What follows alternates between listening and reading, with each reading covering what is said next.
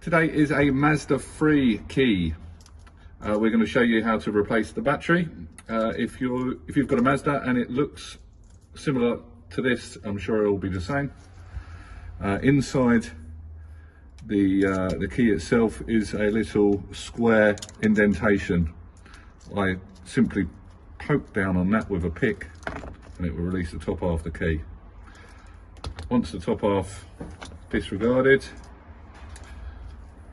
we then find another indentation. I'm using a flat screwdriver here and prise it open.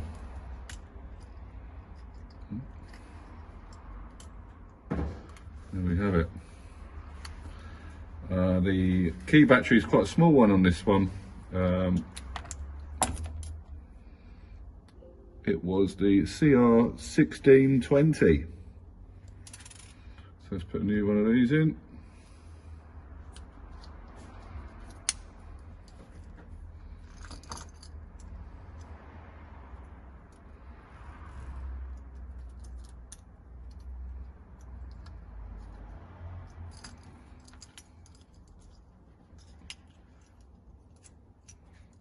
Okay.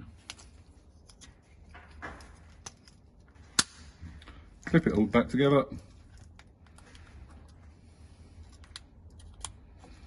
And that's how you do the Mazda 3 keys.